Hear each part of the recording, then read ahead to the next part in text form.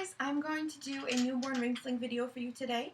This is one of the things that people ask a lot in our group, so I wanted to go ahead while I still have a tiny newborn at home and make a video for you.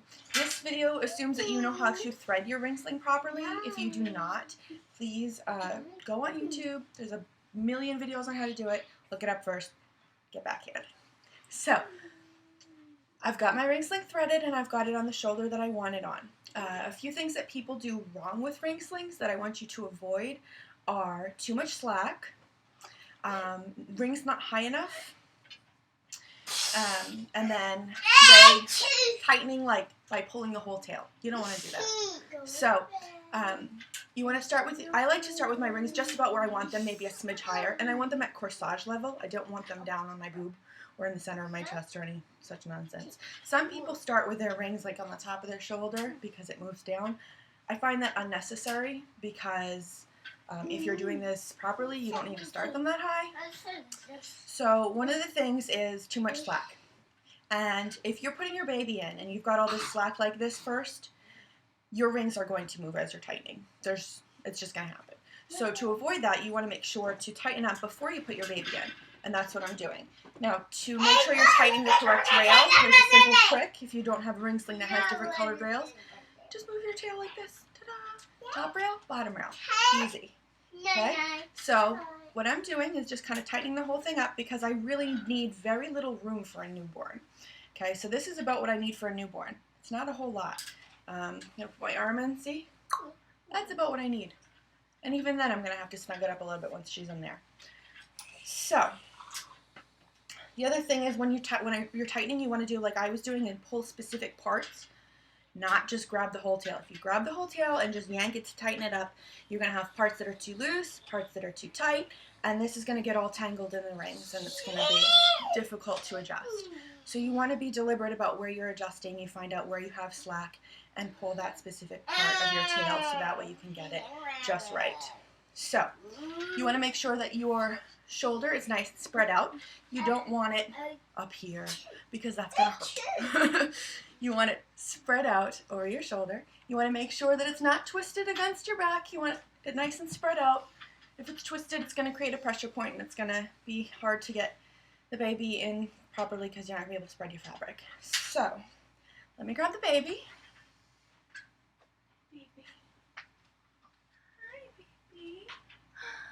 Okay, this is Miss Violet. Now, you're going to start with your little baby on your shoulder, like in burping position. And you're going to reach up through your sling to grab them. You're going to support her bum. You don't want to let go of the baby until you're all snugged up. Now, see how she pulls her feet like way into her body? I want her to be legs out because then she's not putting her whole weight on her legs, so I'm just going to kind of hold her by the bum and kind of encourage her to let her legs down a little bit.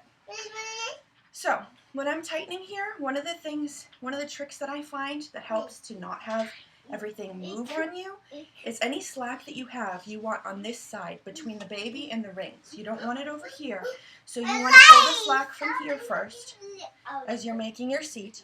Pull the slack from your back. Both top and bottom rails, and in the middle too. And you want to pull it so that way the slack is over here. Because that way when you're tightening it, your rings are kind of staying put as you're doing that. See? They don't really move very much that way. So, I'm making sure to tuck that bottom rail up. I know, baby. I know you're bothering you. You're trying to sleep. Tuck that bottom rail up between us like so. And that way she has a nice little seat. You can see. And then you want to make sure that your top rail is nice and snug because newborns do not have good head control, obviously. So you want to make sure that this top rail comes up to the base of their neck or even like to their ears and tighten as such. You want to make sure that the baby is nice and high on your chest, close enough to kiss. So if you find that your baby is too low at this point, pull up on their tushy and tighten some more. And again, pull your slack through. So I want her, see, I can see her little face. I can see that she can breathe. She's got a clear airway. Her chin is not on her chest, which is something you want to avoid. and be very mindful of with newborns, because again, they don't have their, the head control and the neck control. You do not want them to be chin on chest because that can restrict their airway. So I can see her easily. She's close enough to kiss, and I can see that her airway is clear. Ta-da! And then everything's snugged up. One of the things also you want to make sure, in order to help avoid a chin on a chest kind of situation, is that she's not curled into a ball. And part of that is making sure that the middle part of your sling, in between your two rails, is also nice and snug. If there's too much slack in this area, she's kind of going to hunch over. So you want to make sure, if necessary, that you pull in the middle of your tail to snug up that spot as well. And if your sling is very wide, this one is reasonable, but I have some wider ones, I like to kind of roll the top rail a little bit, so that way it doesn't get too much in the way, and it kind of creates a little head support. You can also, something that people like to do with newborns is to put a little washcloth here and put the rail around it, so you're making like a little padded neck area. You can also do that with your tail. Once you're done adjusting, you can do that. So what you would do is just bring it over, tuck your rail over it to make like a little neck pillow, and and there you go. Or another thing that I like to do with a newborn is to wrap my tail around my rings to cushion the rings, so that way if she ends up scooching a little this way or anything, she's got the fabric to pad the rings.